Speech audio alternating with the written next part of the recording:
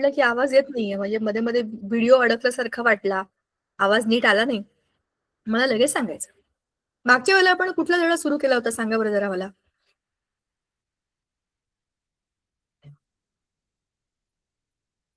आम्हाला काय माहिती, रोज आम्ही किती किती काय काय ऐकतो. का आला मी काय ऐकलं मला माहिती नाही. तुम्ही विचारताय मागच्या वेळेला आपण कुठला धडा केला होता. बाय द वे तो धडा सुरू करून जवळपास 8 दिवस झाले. तुमच्या लक्षात आहे का कोणता धडा होता तो?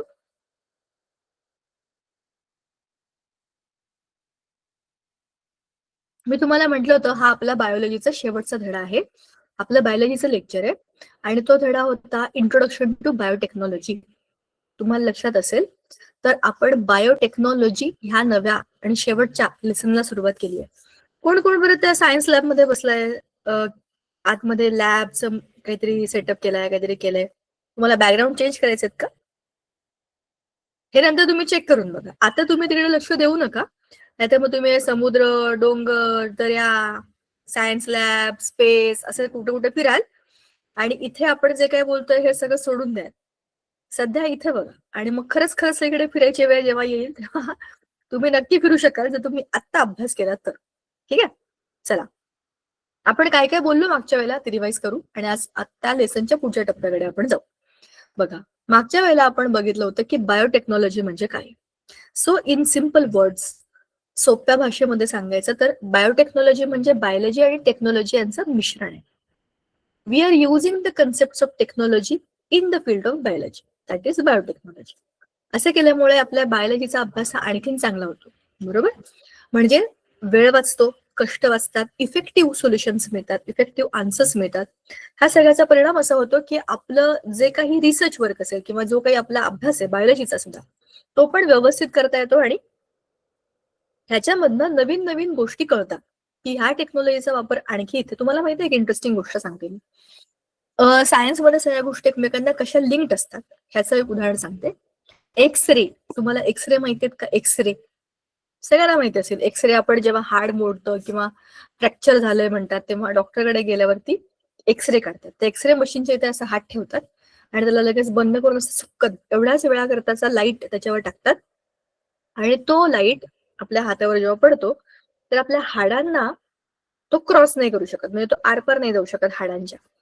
स्किनला छेदून तो आत जातो. त्या लाईटचं नाव आहे एक्स-रे. ते एक्स-रे हाडांच्या आरपार जात नाही म्हणून हाडं कुठे तुटलेली आहेत हे त्यातनं म्हणजे शोधतायत, समजतं. या एक्स-रेचा जेव्हा शोध लागला तेव्हा त्या दरम्यान, म्हणजे मी कधीशी सांगते 19व्या शतकाच्या सुरुवातीची गोष्ट, 19th century, early 19th century. त्यावेळेला पहिलं वर्ल्ड वॉर सुरू होतं, पहिलं जागतिक महायुद्ध. आणि त्यावेळेला खूप सारे सोल्जर्स जे होते ते जखमी व्हायचे, त्यांना लागायचं, काय हाड मोडले, कुठे मोडले काही समजायचं नाही.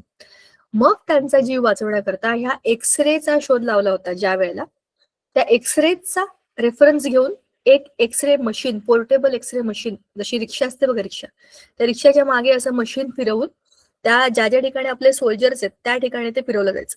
ते आपल्या देशातलं चाललेलं नाही, पोलंड मधलं चाललंय. तर तिथल्या सैनिकांचा जीव वाचावा म्हणून एक्स-रे मशीन त्यावेळेला बनवल्या गेल्या, पोर्टेबल एक्स-रे मशीन. आणि ज्यांनी ह्या मशीन बनवल्या त्या होत्या मॅडम क्युरी आणि त्यांचा रिसर्च सुरू होता रेडिओ ऍक्टिव्हिटीवरती. म्हणजे एक गोष्ट दुसऱ्या गोष्टीला कनेक्टेड असते सायन्समध्ये. बायोटेक्नॉलॉजीमध्ये असंच केलंय आपण. आपण काय केलंय, टेक्नॉलॉजीचा वापर करून बायोलॉजी चांगलं केलंय. आता तुम्हाला इथे दिसतंय का, इथे ती हातामध्ये निळ्या रंगाचे ग्लोव्ज ब्यूज घालून अशी एक छोटस ड्रॉपर आहे तिच्याकडे. त्या ड्रॉपरने सॅम्पलिंग करते, असं एक निळ्या रंगाचं काहीतरी प्लेटर ठेवलं त्याच्यामध्ये खड्डे खड्डे खड्डे. तर हे जे काही आहे हे टेक्नॉलॉजीचा वापर करून काहीतरी मायक्रोब्सचा स्टडी चाललेला आहे तिथे, मायक्रो ऑर्गॅनिझमचा स्टडी चाललेला आहे. ह्याचा वापर आपण अनेक ठिकाणी करतो. मग आपण सुरुवात केली होती मागच्या वेळेला की जेव्हा आपण टेक्नॉलॉजीचा वापर करतो तर त्याच्या आधी आपल्याला बायोलॉजीमध्ये त्याचा वापर कसा करायचा, त्याच्याकरता बायोलॉजी मधला फंडामेंटल पार्ट काय हे बघायला पाहिजे. मग आपण बघितलं की सगळे लिव्हिंग थिंग्स हे सेल्स पासून बनलेले असतात. एकसारखी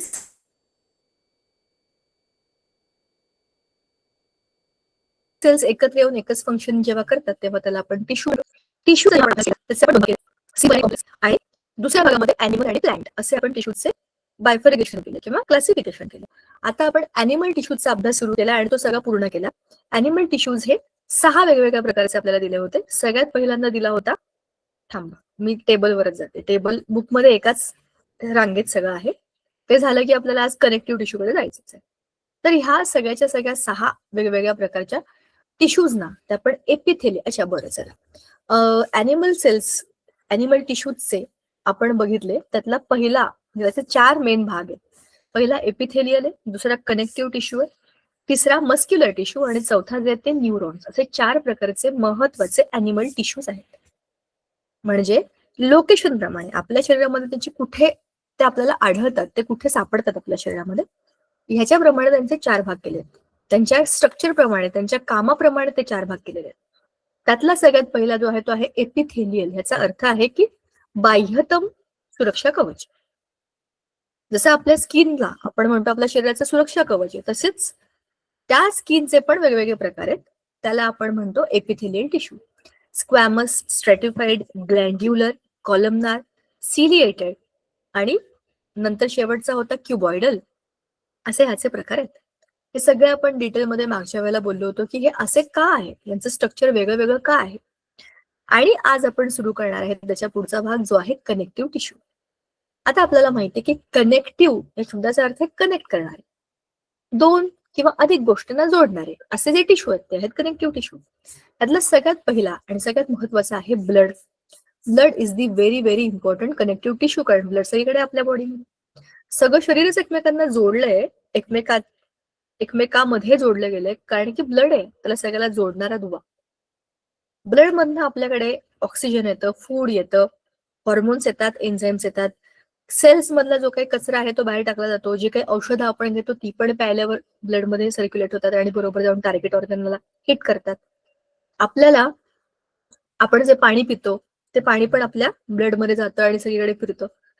सो जे जे काही आपण खातो पितो, जे काही आपल्या ऑक्सिजन नाकातनं लंग्स मधनं आपल्या ब्लडमध्ये जातं, हे सगळ्याच्या सगळं आपल्या ब्लडमध्ये फिरत राहतं आणि सगळीकडे फिरतं. जसं मी तुम्हाला म्हटलं होतं की आपल्या केस जरी उपडला तरी इथं रक्त येतं आणि पायाला, आपल्या तळपायाला काटा जरी टोचला तरी पण तिथं रक्त येतं. तर असं आपल्या शरीरामध्ये सगळीकडे रक्ताचं जाळं आहे आणि ह्याच्यामुळे आपलं सगळं शरीर एकमेकांना जोडलं गेलंय आणि तो कनेक्टिव्ह टिश्यू आहे. दुसरं लिम्फ. लिम्फ पण आपल्या शरीरामध्ये सगळीकडे आहे आणि ह्याचं काम आहे आपल्या बॉडीला, आपल्या ह्युमन बॉडीला बाहेरच्या इन्फेक्शन पासून रोखणं. बाहेर काही इन्फेक्शियस बॅक्टेरिया, जर्म्स म्हणजे पॅथोजन्स आपल्या बॉडीवर अटॅक करायला लागले तर लगेच लिम्फ ऍक्टिव्हेट होतं आणि तिथे एक आर्मी सेंटर बनवतं आणि तिकडनं जास्त प्रमाणामध्ये WBCs ला पाठवलं जातं आणि त्याला ते मारलं जातं. असं ऑटोमॅटिक आपल्या बॉडीमध्ये होतं. नंतर आहेत एरिओला टिश्यूज. ह्याचं काम खरं सांगायचं तर आपल्या इंटरनल बॉडी ऑर्गनला सपोर्ट करणं. ह्याचं स्वतःचं काही फंक्शन नाही. पण एरिओला टिश्यूज असे खांब असतात की नाही, त्याच्या आजूबाजूला आपण रचना करत जातो. घर पण बांधतो तेव्हा आपण आधी पिलर लावतो, पिलरच्या मध्ये पण सळ्या टाकतो, त्या सळ्यांवरती आधारित सिमेंट टाकून टाकून आपला पिलर बनतो, त्या पिलरच्या भोवती विटा रचतो आपण. म्हणजेच हा एरिओला टिश्यू काय करतो, आपल्या बॉडीचा जो काही, जी काही बिल्डिंग आहे आपल्या बॉडीची ती रचण्याकरता मध्ये मध्ये मध्ये मध्ये फ्रेमवर्कचं काम एरिओला टिश्यू करतात. ठीक आहे. दुसरं एडिपोस टिश्यू. आता हा काय टिश्यू आहे, हा आपल्या स्किनच्या खालचा लेअर आहे आणि याच्यामध्ये extra amount of fats store केले जातात. शिवाय आपल्याला लवकर थंडी वाजत नाही, लवकर गरम होत नाही. बाहेरच्या क्लायमेट प्रमाणे आपल्या स्किनला लगेच काही टेम्परेचर चेंज करावं लागत नाही. द रिझन इज, कारण की आपल्याला आपल्या बॉडीच्या खाली हा फॅटचा लेअर आहे, त्याला एडिपोस टिश्यू असं म्हणतात. त्याच्यामध्ये हे सगळे एक्स्ट्रा फॅट स्टोअर केले जातात. मग आहे कार्टिलेज. तुम्हाला मी मागे सुद्धा बोलले होते की cartilage is not like bones. Bones पेक्षा सॉफ्ट पण स्किन पेक्षा टफ, असं अदलं मधलं जर काही असेल तर ते आहे कार्टिलेज. नाकाचा शेंडा, आपले कान असे आपण जे वळवतोय ते, बरोबर.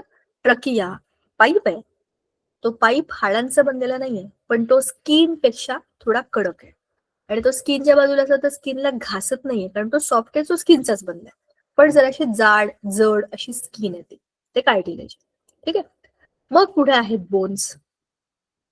बोन्स आपल्याला माहिती आहे आपल्या बॉडी मधला सगळ्यात टफ पार्ट आहे आणि हा आपल्या बॉडी मधला फ्रेमवर्क आहे, त्याच्या आजूबाजूला सगळं रचलंय आपल्या शरीरात. पुढे आहे टेंडॉन्स अँड लिगामेंट्स. ह्यांचं काम आहे जॉईंट्सला बांधणं. जेव्हा तुम्ही दोन लाकडं एकमेकांना बांधता तेव्हा काय करता, एखाद्या धाग्याने त्याला गुंडाळता तुम्ही.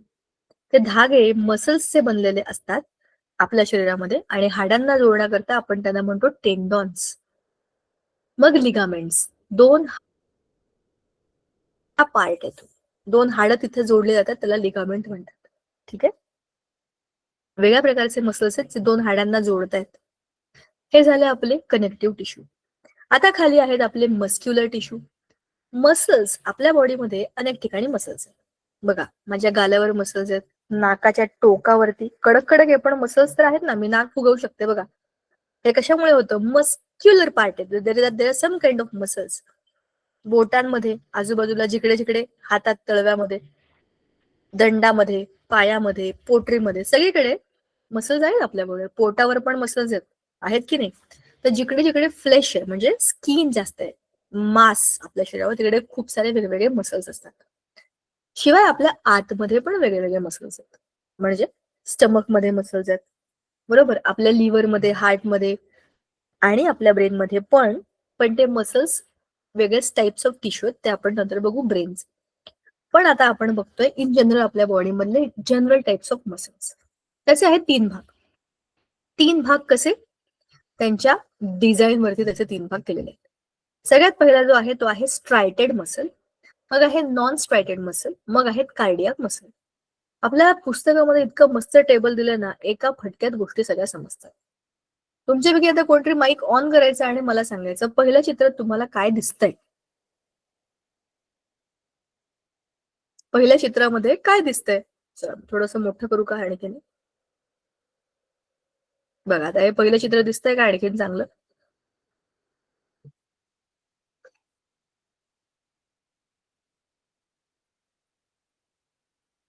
चला, अनम्यूट करायचं, पटकन बोलायचं. ह्या पहिल्या चित्रात तुम्हाला काय दिसतं?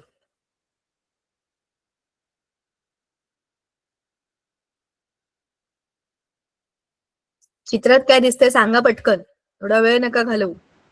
अनम्यूट आणि बोला. येस, सांगा.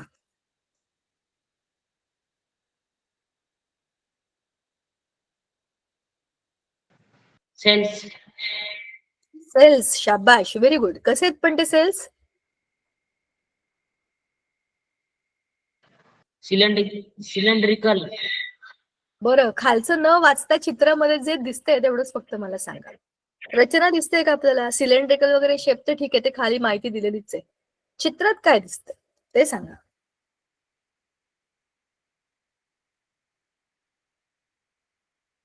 चित्रामध्येच अर्थ आहे. स्ट्रेटेड किंवा स्ट्रायटेड ह्याचा अर्थच चित्रामध्ये दिलेला आहे. असा ब्राऊन मग लाईट, मग ब्राऊन मग लाईट, अशा पट्ट्या पट्ट्या दिसतात का?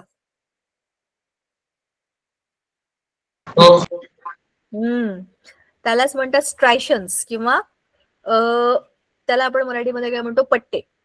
पांढरा पिवळा, पांढरा पिवळा, असं वाघाच्या अंगावर मोठे मोठे पट्टे असतात. आता ह्या मसल्स मध्ये असे पट्टे आहेत, स्ट्रायशन्स आणि लाईट, मग डार्क, मग लाईट, मग डार्क, असे पट्टे आहेत त्याच्यावरती. म्हणजेच काय आहेत? त्या स्ट्रायटेड मसल्स आहेत आणि त्याच्यामध्ये न्यूक्लियस आहेत.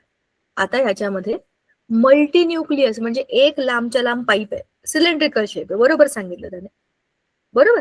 सिलेंडर सारखा शेप आहे, पाईपलाईन आहे पूर्णच्या पूर्ण, आणि त्या एका पाईप मध्ये खूप सारे न्यूक्लियस आहेत, मल्टी न्यूक्लिएट, आणि त्या एकमेकांना जोडलेल्या नाहीये. ही पाईपलाईन वेगळी, ती पाईपलाईन वेगळी, ती पाईपलाईन वेगळी, अशा वेगळ्या वेगळ्या पाईपलाईन आहेत त्या आहेत स्ट्रायटेड मसल्स. दुसऱ्या चित्रामध्ये तुम्हाला आता काय दिसतंय बघा. बघा, दुसऱ्या क्रमांकाचा इथे काय दिसतोय प्रकार तो बघा आणि मला सांगा.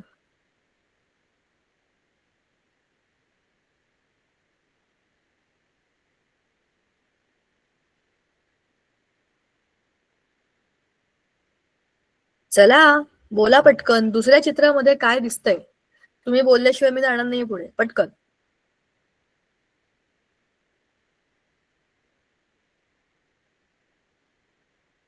आम्हाला काही समजत नाही हो, काहीतरी दिसतंय रंगीबेरंगी. बरं, मी तुम्हाला हिंट देते. ह्या इथल्या ज्या मसल्स आहेत त्याचा आकार बघा बरं कसा आहे.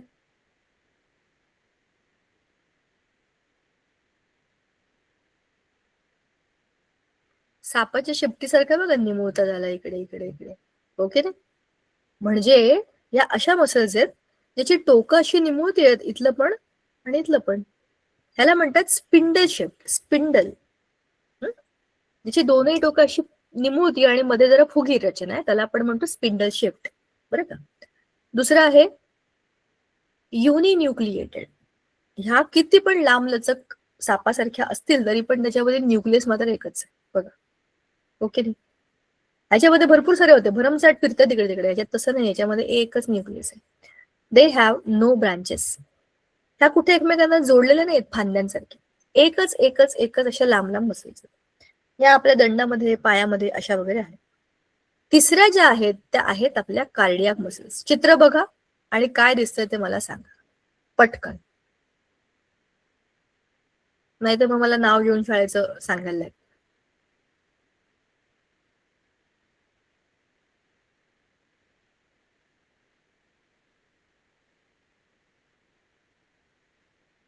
नैतिक, पियुष किंवा अजून कोण आहे बरं? पियुष गावित 2 नावाने जॉईन झाले. ठीक आहे, मग तुम्हाला जे चित्रात दिसतंय अनम्यूट करा आणि पटकन बोला. माझ्याकडे फक्त बघू नका, पटकन चित्रात बघा आणि सांगा.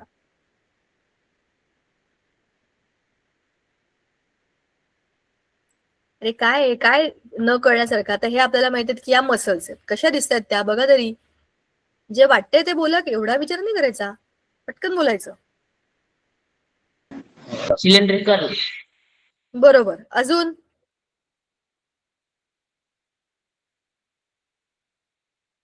तुम्ही हे वाचताय खालचं युनिन्यूक्लिएट. काय काय?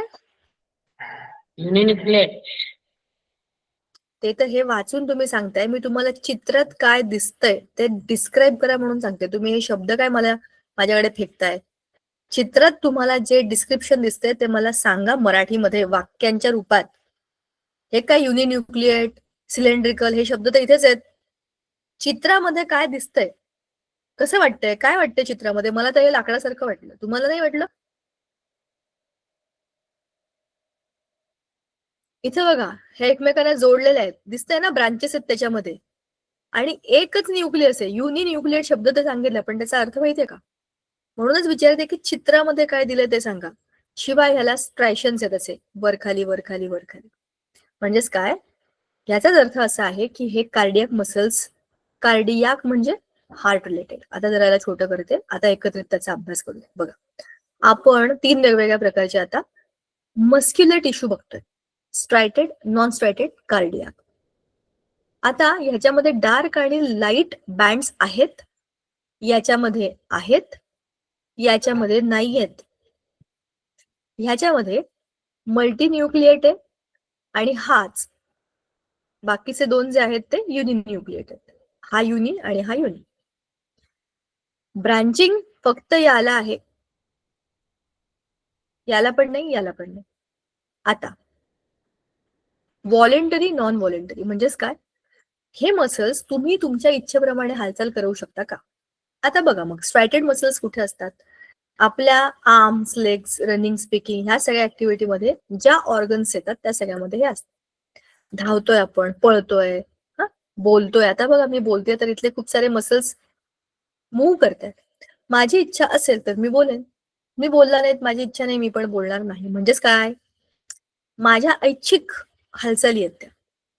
मला जर वाटलं मी खूप दिवस रात्र धावतीये, पळतीये, काय बरं म्हणतात, एक्सरसाइज करते, म्हणजे काय, माझ्या हातात आहे मला कधी एक्सरसाइज करायची. मला आज कंटाळा आला, मला जायचंच नाही, वॉकला पण जायचं, ऐच्छिक आहे, माझ्या इच्छेप्रमाणे. याला म्हणतात व्हॉलेंटरी मसल्स. व्हॉलेंटरी म्हणजे स्वतःहून माझ्या इच्छेप्रमाणे काम करणं. मग आहेत नॉन व्हॉलेंटरी मसल्स. आता कसे, हे बघा, हे जसे आपल्या हार्टचे आहेत, they are not under our control. हे आहेत नॉन व्हॉलेंटरी मसल्स. आपल्या हार्टचं पंपिंग आपल्या हातात नाहीये. त्याचं काम आहे, हे बाळ पोटामध्ये असताना पासून त्याच्या हार्टचं पंपिंग करायचं, तर ते शेवटच्या श्वासापर्यंत हार्ट पंपिंग होत राहतं. ह्याच्यामध्ये आपल्या इच्छेचा काहीही संबंध नाही. मला खूप टेन्शन आलं, मला खूप स्ट्रेस आला, असं वाटतं मरून जावं, असं जरी कोणी म्हटलं आणि त्याच्या हार्टने ऐकलं तरी पण त्याचं हार्ट त्याचं ऐकत नाही. नुसतं ऐकून घेतं, अरे हा येडा आहे, आज हा असं म्हणतो, उद्या असायला लागेल आणि मी बंद पडलो तर याचं काय होईल. म्हणून हार्ट त्याचं ऐकत नाही, तर त्याचं पंपिंग चालू ठेवतं. तू हस, तू रड, तू पड, तू काय करायचं ते कर, मी माझं काम करणार. हे हार्टने ठरवलं म्हणून आपण जिवंत आहे. नाहीतर रोजच हार्टला शॉक बसला असता की आज मी मरायचे का जगायचे, मी मरायचे का जगायचे. ते आपल्या हातात नाहीये, कारण की they are not under our control. आपल्या इच्छेप्रमाणे ते काम करत नाही. They are absolutely working on their own. ठीक आहे. आता याचं काम काय आहे? हार्टला कॉन्ट्रॅक्ट करणं, रिलॅक्स करणं. आणि म्हणूनच आपण जिवंत आहोत, कारण सगळीकडे रक्त पसरत आहे त्या पंपिंगने. आता जे मधले मसल्स आहेत, जे आपण स्पिंडल शेप बोललो, त्यांची आता आपण जरा गोष्ट ऐकूया. मुवमेंट ऑफ आयलिड्स, डोळ्याच्या पापड्या, passage of food through alimentary canal, contraction and relaxation of blood vessels, ह्या सगळ्या ऍक्टिव्हिटीज मध्ये हे काम करतात. आता हे काय आहे? They are involuntary muscles. Their movements are not under the control of our will, hence they are also called as involuntary muscles. ह्या इनव्हॉलेंटरी येथे आपल्या हातात नाहीये. तुमची इच्छा नाही तरी तुमच्या पापड्या बंद उघड बंद उघड आपोआप करत असतात. बरोबर. आपण जे अन्न खातो ते आपोआप खाली खाली खाली ढकललं जातं, ते पण आपोआप होत असतं. आपल्या ब्लड वेसल्स मध्ये हे मसल्स आहेत. हार्टचे मसल्स फक्त हार्टमध्ये आहेत, पण ब्लड वेसल्स मध्ये हे जे मसल्स आहेत हे काय करतात? त्या ब्लडला कॉन्ट्रॅक्ट, रिलॅक्स करतात. त्या पाईपलाईन्स आहेत ना आपल्या आर्टरीज आणि वेन्स, त्या अशा श्रिंक अप असं काम करतात, जेणेकरून ब्लडला धक्का मिळतो आणि ते पुढे पुढे जातात. असं ते पाईपलाईनचं काम बॉडी मधल्या. ह्या झाल्या आपल्या 3 महत्वाच्या मस्क्युलर टिश्यूचं डिस्क्रिप्शन. आता आपण जाणार आपल्या शेवटच्या नर्वस टिश्यूकडे. This is the 4th and the last type of animal tissue. मग खाली प्लांट टिश्यू सुरू होते. नर्वस टिश्यूज म्हणजे काय? आपल्या पूर्ण बॉडीमध्ये 3 प्रकारच्या नर्वस सिस्टीम्स आहेत. 2 मेजर प्रकार आहेत, सेंट्रल नर्वस सिस्टीम आणि पेरिफेरल नर्वस सिस्टीम, आणि तिसरे एक आहे ऑटोनॉमस नर्वस सिस्टीम. आता सांगायचा मुद्दा असा की आपल्या ब्रेन आणि स्पायनल कॉर्डला आपल्या बॉडीचे सगळे सेन्सेशन जातात. आपल्या आजूबाजूला काय चाललंय, काय ऐकू येतंय, काय आहे, गरम आहे, थंड आहे, चटका लागलाय, कोणी बोलतंय, काही ऐकू येतंय का, वास येतोय का, थोड्या वेळाने म्हणू आल्या तोपर्यंत ते घट्ट होईल. लाईट गेले होते आणि काही करायचं नाही. मग त्याच्यामध्ये नाही, मी आहे ना, मग त्याच्यामध्ये सॉरी, कारण उन्हाळा आहे तर ते मुलांना सुट्टी असल्यामुळे ते घरी आले, लवकर शाळा सुटली. तर सांगायचा मुद्दा असा की हे जे काही नर्व सेल्स असतात ते एकमेकांना जोडलेले असतात. कसं काय? आपल्या बोटामधला जो नर्व सेल आहे तो कनेक्टेड आहे आपल्या पाठीच्या कणाला, आणि आपला पाठीचा कणा कनेक्टेड आहे आपल्या ब्रेनला. मग आपल्या ब्रेन मधनं जेव्हा सिग्नल येतं की खूप गरम होतंय, आज जाऊन बसा, उन्हात थांबू नका, बॉडीला आपोआप कळतंय खूप गरम होतंय, मला मी सावलीत जायला पाहिजे, आपण झाडाच्या खाली जाऊन उभे राहतो. का बरं? बाहेर ऊन लागतं, याचं सेन्सेशन आपली स्किन करून देते आपल्या ब्रेनला, आणि आपल्या स्पायनल कॉर्डला सांगते मला चटके बसतायत. ब्रेन म्हणतो मग इडियट जा ना सावलीमध्ये. मग आपण चालत चालत सावली शोधतो. हे ऑटोमॅटिक घडतं, कारण की हे आपले सेन्सरी ऑर्गन्स आजूबाजूला घडणाऱ्या सगळ्या गोष्टीचे सेन्सेस आपल्या स्पायनल कॉर्डला आणि आपल्या ब्रेनला पाठवतात. आणि आपला ब्रेन इज द बॉस. तो जे डिसाईड करेल ते आपण बाकी सगळे ऑर्गन्स फॉलो करतो. राईट. आणि हे ब्रेन करू शकतो, कारण ब्रेनकडे सगळी इन्फॉर्मेशन येते या नर्वस टिश्यूज कडनं. आता हे टिश्यूज कसे असतात? हा आहे आपला एक नर्व सेल. आपला जो न्यूरॉन आहे त्याला न्यूरॉन म्हणतात. हा न्यूरॉन कसा बनलाय? अशा झाडांसारखे त्याचे जे वरती दिसतात का तुम्हाला असे झिपरे झिपरे पार्ट्स, त्याला म्हणतात डेंड्राइट्स. खाली आहे त्याचा ऍक्सॉन. ठीक आहे. आणि हे त्याचं न्यूक्लियस आहे. पूर्ण सेल इथून खालपर्यंत, मधली तुम्हाला पिवळ्या पिवळ्या रंगाची गाडी दिसते का, त्याच्या आजूबाजूला डब्बे रेल्वेचे सारखे, तर ही जी पिवळ्या रंगाची जी लाईन आहे ती कनेक्शन आहे इथलं सायटोप्लाझम, आणि ते खाली आले बघा, याच्या खाली दुसऱ्या सेलचे डेंड्राइट्स असतात. म्हणजे ह्याचं डोकं ह्याचे पाय, ह्याचं डोकं ह्याचे पाय, असे एकमेकांना जोडलेले जोडलेले सगळे न्यूरॉन्स आपल्या शरीरामध्ये पसरलेले. याचं कारण असं की जे काही चाललंय त्या सगळ्याचं स्टिम्युलस आपल्या ब्रेनला पोहोचावायचं. आणि हे असतात बायोकेमिकल रिस्पॉन्सेस. म्हणजे कसं काहीतरी शॉक लागल्यासारखं होतं आणि तो स्पार्क एका ठिकाणून दुसरीकडे दुसरीकडून तिसरीकडे जातो. असे हे स्टिम्युलाय आहेत आपल्या बॉडीमध्ये. ठीक आहे. सो म्हणून नर्वस टिश्यूज जे आहेत ते अशा पद्धतीने काम करतात, आणि आपल्या बॉडीमधले ते सेन्सरी पार्ट्स आहेत, ते आपल्याला सेन्सेस करून देतात आणि त्याच्यावरती इन्फॉर्मेशन देतात की हे करा, हे करू नका. ठीक आहे. आता हे झालं सगळं आपल्या ॲनिमल्सच्या टिश्यूज बद्दल. आता आपल्याला बघायचे आहेत प्लांटचे टिश्यूज. इथे काहीतरी दिलंय चित्र आपल्याला, roots. What is the main difference between growth of animals and plants? Why does the growth of plant occur only at specific parts of the plant body? आणि मग आपल्याला विचारलंय, as shown in the figure 17.3, place an onion on each glass jar in such a way that its base, म्हणजे त्याचे roots खाली येतील, will remain dipped in water. Measure and record the length of the roots of both onions on the first, second and third day. On the fourth day, cut off 1 centimeter of the roots of the onion in flask B. म्हणजेच काय, roots तुम्हाला measure करायचे day 1, day 2, day 3, day 4, day 5. Flask A मधले, flask बी मधले. ठीक आहे. Flask ए मध्ये काय होतं,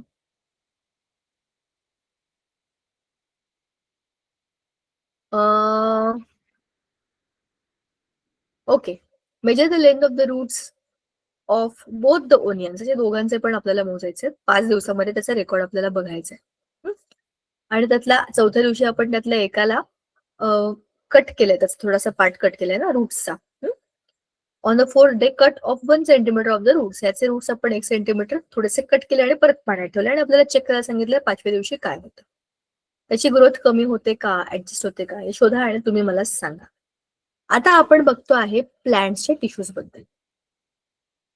प्लांट जे असतात, प्लांट्स ते ॲनिमल्स पेक्षा वेगळे असतात. प्लांट सेल्स आणि ॲनिमल सेल्स वेगवेगळे आहेत, हे आपण खूप लहानपणी शिकलो. प्लांट सेल्सला सेल वॉल आहे. प्लांट सेल्स मध्ये क्लोरोप्लास्ट पण आहे, बरोबर, त्याच्यामुळे फोटोसिंथेसिस होतं. आणि प्लांट सेल्स मधले व्हॅक्युअल खूप मोठे असतात आकाराने. सो हे काही मेजर डिफरन्सेस आहेत प्लांट आणि ॲनिमल सेल्स मध्ये.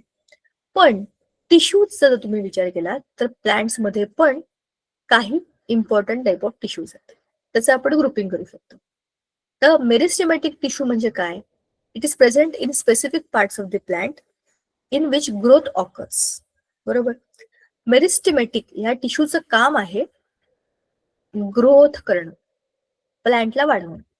आता जरा इमॅजिन करा कसं कसं आणि कधी कधी प्लांट वाढतं. एक छोटीशी बी आपण रुजवली मातीमध्ये, तर त्या बी मधनं एक रूट जातं आणि एक शूट वर येतं. उदाहरणार्थ समजा मी मटकी भिजवून ठेवली, आज भिजवली, संध्याकाळी पाण्यामधनं काढली, झाकून ठेवली, एक दुसऱ्याच दिवशी उद्या रात्रीपर्यंत त्याला असे बारीक बारीक छोटे छोटे पांढरे शेपूट येतात. ते पांढरे पांढरे शेपटे जे असतात ते असतात त्या बियांचे रूट्स. बरोबर, आणि त्या बियांच्या मधून 2 पानं बाहेर येतात, ते असतात शूट. म्हणजेच every cell, every seed has root and shoot. आणि हे कुठून येतात, सीड जर्मिनेशनच्या प्रोसेस मधून येतात. आता आपला टॉपिक जर्मिनेशन नाही, पण म्हणजे सीड मधून ग्रोथ झाली वरच्या बाजूला खालच्या बाजूला. म्हणजेच या ठिकाणी अपायकल मेरिस्टेम. आता वरती आणि खाली ह्याची टोकं वर वर वर आणि खाली खाली खाली असं झाड दोन्हीकडे वाढत जातं समांतर. जितक्या त्याच्या खाली मुळा पसरत जातात तितकंच ते वरती वरती पण मोठं मोठं पसरत जातं. ज्या फांद्या वाढतात त्याच्यावरती फुलं पानं फळं सगळं येतं, खालच्या बाजूला मुळं लांब लांब लांब लांब पसरत जातात. बरोबर, अशा पद्धतीने हे मेरिस्टेमॅटिक टिश्यू काय करतात, त्या झाडाची वाढ करवतात. कुठल्या 2 पॉइंट वरती, रूट आणि शूटच्या. मग त्या ठिकाणच्या मेरिस्टेमॅटिक टिश्यूला आपण म्हणतो अपायकल मेरिस्टेम. त्याचं नाव आहे अॅपॅक. अॅपिक्स म्हणजे टोक, 2 टोक, एक वरती एक खाली, म्हणून अपायकल मेरिस्टेम. आता इंटरकॅलरी मेरिस्टेम, ह्याचा अर्थ काय, at the base of the petiole of leaves and the branches. ह्याचं काम काय, growth of branches, formation of leaves and flowers. झाड असं वाढलंय, पण नुसतं असं वाढून उपयोग आहे का, त्याला फांद्या फुटल्या पाहिजे ना. फांद्यांमध्येच पानं येण्याकरता खालच्या बाजूला कनेक्टिंग जरा असे गोल गोल टब्बू टब्बू भाग असतात बघा, तिकडनं पान वरती येतं, चिटकलेलं असतं. तर ते इंटरकॅलरी मेरिस्टेम. त्याच्यामध्ये काय होतं, नवीन नवीन फांद्या फुटायला, ब्रांचेस उगवायला, पानांच्या छोट्या छोट्या शाखा यायला, बारीक बारीक आउटग्रोथ येतात ना झाडावरती त्याच्या फांद्यांवर, तिथे हे इंटरकॅलरी मेरिस्टेम काम करतात. बरोबर, मग आहे लॅटरल मेरिस्टेम. नावातच अर्थ आहे, लॅटरल म्हणजे आजूबाजूला. आता झाड असं असं असं असं वाढतंय, खाली खाली वाढतंय, त्याला फांद्या येतात, पण त्याची मधली जी मूळ दांडी आहे, म्हणजे त्याचं स्टेम आहे, तेच वीक असेल तर काय उपयोग आहे, त्याला काहीच झेपणारच नाही. मग त्या झाडाचा बुंधा पण सगळ्या बाजूने वाढला पाहिजे. त्याच्याकरता lateral sides of roots and stem, म्हणजेच काय, आपल्या रूट्स आणि स्टेमच्या लॅटरल साइडला हे मेरिस्टेमॅटिक टिश्यू असतात. तिकडनं ते असं असं असं असं वाढत जातं. मग झाडाची अशी पण वाढ होते, वरून खालून होतेच आहे, आणि अशी पण, आणि खालच्या बाजूने मुळांमध्ये पण. असं सगळ्या बाजूने झाड वाढतं आणि किती सिस्टमॅटिक वाढतं. मध्येच वाढलं तर इकडे, मध्येच वाढलं तर तिकडे, अशी वाढ होत नाही. ठरवून विचार करून प्लांट मध्ये सुद्धा डेव्हलपमेंट होते. म्हणजे मेरिस्टेमॅटिक टिश्यूचं काम काय आहे? आपल्या झाडाची वाढ करणं. बरोबर. आता दुसरे असतात परमनंट टिश्यूज. परमनंट टिश्यूज काय करतात? नावाप्रमाणेच परमनंट असतात. मग after their growth is complete, new cells formed by division of meristematic tissue lose their ability to divide and start to perform a specific function at specific place. Thus, they permanently acquire a specific structure, shape, and location and perform a specific function. आता याचा अर्थ, एकदा झाड जन्माला आलं की नुसतीच वाढ करून उपयोग नाहीये, स्टेबिलिटी पाहिजे. शिवाय प्लांट्स ज्या ठिकाणी जन्माला येतात तिकडेच ते वाढतात, तिथेच ते मरतात. त्यांना कुठेच हालचाल नाही करता येत. They can't move from that place. मग त्यांना त्यांच्या बॉडीला पाहिजे रिजिडिटी आणि परमनंट सपोर्ट. मग त्याच्यासाठी परमनंट टिश्यूज डेव्हलप होतात. मग काय होतं, आता सेल डेव्हलप झाले, डिव्हिजन झालं, नवीन सेल बनले. आता हळूहळू हे सगळे सेल्स आजूबाजूला आजूबाजूला पसरत जातात आणि झाडाला सपोर्ट द्यायचं काम करतात. हे परमनंट टिश्यूज असतात. ह्याला दुसरं काहीच फंक्शन नाही. त्यांचं रिप्रोडक्शन झालं, सेल डिव्हिजन झालं की ते तसंच राहतात. ते मेले तरी पण ते तसंच राहतात, कारण की त्यांचं काम आहे सपोर्ट देणं. ठीक आहे. आता ह्याचे पण दोन प्रकार आहेत. एक आहे सिंपल परमनंट टिश्यू. आता विचार करा, हा सिंपल परमनंट टिश्यूचं काम काय असेल? सगळे एकसारखे सेल आहेत त्याच्यामध्ये. त्याचं काम जे एक प्रकारचं ठरलंय तेच सगळ्या प्रकारचे सेल्स करणार, हे त्याचं काम आहे सिंपल परमनंट टिश्यू. आता आपल्याला इथे त्यांनी दिलंय की एखादं लिली किंवा दुसरं कोणतं तरी फ्लेशी लीफ घ्यायचंय, पान घ्यायचंय झाडाचं, आणि तुम्ही ते पान असं तिरकं कापलं ना, असं जरासं, तर प्लॅस्टिक सारखं एक असं आपल्याला त्याच्यामधनं कव्हरिंग दिसतं. म्हणजे हे पान आहे, झाडाचं पान. झाडाचं पान म्हणजे हिरवं पान. त्या पानाला असं तिरकं कापायचं आणि असं खेचायचं अलगद हाताने. जे पान आपण असं काढू ना, त्याच्यावर असं पतला असं एकदम असं प्लॅस्टिक सारखा लेअर दिसतो. तो त्या पानाचा सगळ्यात वरचा सेल्सचा लेअर आहे. जशी आपली स्किन असते तशी त्या पानाची ती स्किन आहे. मग ती स्किन घेऊन त्याच्यामध्ये तुम्हाला थोडस काय बरं म्हणतात, सॅफ्रॉनिन नावाचं जे सोल्युशन आहे त्याच्यामध्ये टाकलं की त्याला तुम्हाला क्लीन करून पाण्यात धुवून घेऊन मायक्रोस्कोप खाली बघायचे. तर त्याच्यात तुम्हाला काय दिसतं? सगळे बघा ना, एकसारखे टिश्यू आहेत, सगळे एकसारखे सेल आहेत, सॉरी एकसारखे पेंटागोनल हेक्झागोनल एका रांगेत बसलेले आहेत, सगळे एकसारखे आहेत, काही त्याच्यामध्ये काहीच बदल नाहीये. म्हणून त्याला आपण काय म्हणतो? सिंपल पण परमनंट टिश्यू. एकसारखेच आहेत ते, काहीच त्याच्यामध्ये बदल नाही, काही त्याच्यात भाग नाही, आणि हे परमनंट टिश्यू आहे. ठीक आहे. आता दुसरे जे असतात, अच्छा चला, तर सिंपल परमनंट टिश्यूचे पण तीन प्रकार आहेत: पॅरेनकायमा, कॉलेनकायमा, स्क्लेरेनकायमा. म्हणाल बाप रे काय धडा आहे हा, काहीच्या काही आहे हे सगळं. हे सगळं खूप जास्त आहे आणि खूप कन्फ्युजिंग आहे. म्हणून आपणच काय करायचं, आपल्या आपल्या वहीमध्ये त्याचं एक टेबल बनवायचं किंवा असं ट्री चार्ट बनवायचं, आणि मग त्याची नावं टाकून आपण लक्षात ठेवायचं की ह्याच्यात काय, त्याच्यात काय, त्याच्यात काय. पॅरेनकायमा, कॉलेनकायमा, स्क्लेरेनकायमा. अर्थ काय? खालचं वाचायचं, आपल्याला सगळ्या गोष्टी इझिली समजतात. शिवाय चित्रामधनं अर्ध्या गोष्टी समजतात. आता हे बघा कसे हलके फुलके, नुसती हिरव्या हिरव्या रंगाची बॉर्डर आहे, एकदम नाजूक, साधे, जनरल आणि एकदम प्लेन असे पॅरेनकायमा आहेत. कॉलेनकायमा बघा कसे दिसत आहेत, हे मला कारल्यासारखे दिसतात. कारला असं कापून कापून ठेवलं की कसं दिसतं कॉलेनकायमा. आणि हे तर बघा पाईपलाईन, एखादे किती जाड आहेत. जसं आपल्याला चित्रावरनं अंदाज आला तसंच त्यांचा आता विचार करूया आपण. पॅरेनकायमा ह्याचं स्ट्रक्चर कसं आहे? The living cells with thin cell wall and intercellular spaces. किती बारीक आहे यांची सेल वॉल, एकदम थीन आहे. थीन म्हणजे पातळ, आणि त्यांच्यामध्ये थोडी थोडी स्पेस पण आहे. मग हे कुठे कुठे असतील? All parts like root, stem, leaves, flower, seed, हे सगळे जे लिव्हिंग सेल्स आहेत. मग आपल्या प्लांट मधले ते सगळे पार्ट्स जिकडे काही ना काही लिव्हिंग तुम्हाला दिसते, ग्रीन कलरचं दिसते, काही ग्रोथ दिसते, तिथे सगळीकडे पॅरेनकाइम. त्याचं फंक्शन काय? सपोर्ट. पहिली गोष्ट झाडाला सपोर्ट देणं, हलका हलका पण देणं. दुसरं स्टोरेज ऑफ फूड. बघा ना ते कसे बटाट्यासारखे त्यातून रिकामे पोकळ पोकळ वाटतात, तर त्याचं काम काय? आतून स्टोअर करणं, फूड स्टोअर करणं. And filling the vacant spaces, ज्या रिकाम्या जागा आहेत त्या भरणं. आता सबटाइप्स काय? क्लोरीन कायमा, लिव्स परफॉर्म्स फोटोसिंथेसिस. क्लोरीन कायमा ह्याचं काम काय? लिव्स मध्ये असतात ते आणि फोटोसिंथेसिस करतात. मग एरेन कायमा ऍक्वेटिक प्लांट्सना तरंगण्याकरता मदत करतात, कारण त्याच्यामध्ये स्पेस आहे ना, मोकळी जागा आहे. तर वरच्या ठिकाणी इथे फूड जमा करतात, खालच्या ठिकाणी हवा जमा होतात. मग आहेत कॉलेन कायमा. पॅरेन कायमा पहिला भाग होता. आपण आता बघतोय प्लांट मधले टिश्यू, प्लांट वनस्पती मधले टिश्यू सुरू झालेले आहेत. दुसरे आहेत कॉलेन कायमा आणि तिसरे आहेत स्क्लेरेन कायमा. आता आपण आधी कोलेन कायमा बघूया काय. अरे आहेत का बाकीचे सगळे? ओके ओके, चला. आता ह्या कॉलन कायमाचं एलॉंगेटेड लिव्हिंग सेल्स लांब असतात, लांब, आणि थोडीशी जाड थिक वॉल असते, त्यांना सेल वॉल थिक असते. It is present at the corners due to cellulose and pectin. ह्यांच्यामध्ये सेल्युलोज आणि पेक्टिन आहे म्हणून ते जास्त जाड आहेत. These are present at the base of leaf petiole, branches and stem. म्हणजेच काय? जिकडे पान फांदीला जोडलं जातं तिथे बघा थोडस असं फुगलेलं असतं आणि मग त्याची दांडी सुरू होते छोटीशी. त्या पॉइंट वरती हे असतात कॉलन कायम. मग याचं काम काय? सपोर्ट तर देणं, पण flexibility.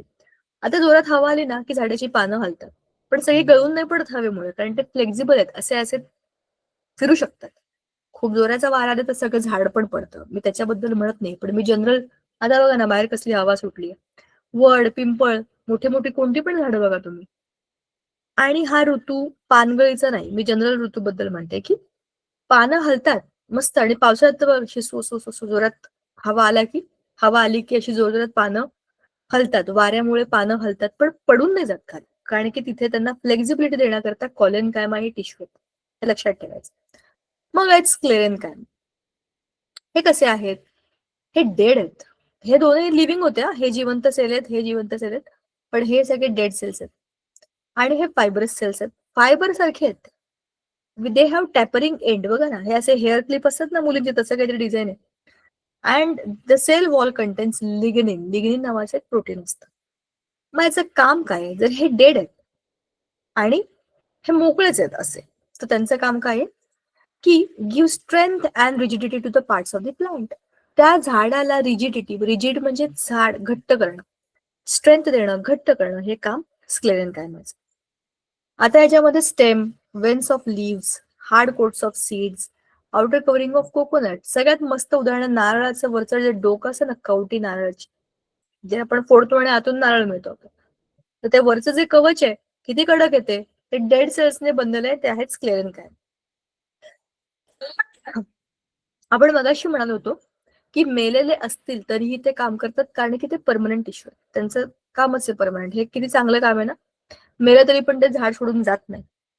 Now types of complex permanent tissue. आता ह्याचे पण दोन भाग आहेत, कॉम्प्लेक्स पण permanent tissues in the plants. आता प्लांट्स मध्ये काय काम असणार आहे? अन्नाचा प्रवाह करणं आणि पाण्याचा प्रवाह करणं. To transport food the plants have phloem. To transport water the plants have xylem. But xylem is made up of 4 sub types of tissues. 4 वेगवेगळ्या प्रकारचे टिश्यूज त्याच्यामध्ये असतात. त्यांचं नाव काय? ट्रॅकिड्स, वेसल्स, झायलम फायबर्स आणि झायलम पॅरेनकाइम, असे 4 वेगवेगळे प्रकार असतात. त्यातले 3 हे डेड आहेत. फक्त झायलम पॅरेनकाइमा एकच लिव्हिंग प्रकार आहे याच्यामध्ये. आपण कोणाचं म्हणतोय? पाणी घेऊन जाणाऱ्या पाईपलाईनचं म्हणतोय झायलम. तरी पण ते काम करतात, कारण की त्यांना फक्त पाणी इकडून तिकडे न्यायचंय. आपण जे आपल्या गार्डन मध्ये पाईप असतो, त्या पाईपातनं पाणी जातं, पण तो पाईप लिव्हिंग असतो का? नाही ना, तो मेलेला असतो. पण काही फरक पडतो का आपल्याला? काहीही फरक पडत नाही. दुसरं, फ्लोएम. आता फ्लोएमचं काम काय? फूड ट्रान्सपोर्ट करणं. तर फूड कुठे बनतं? लिव्ज मध्ये बनतं. Leaves is the kitchen. Leaves are the kitchen of the plants.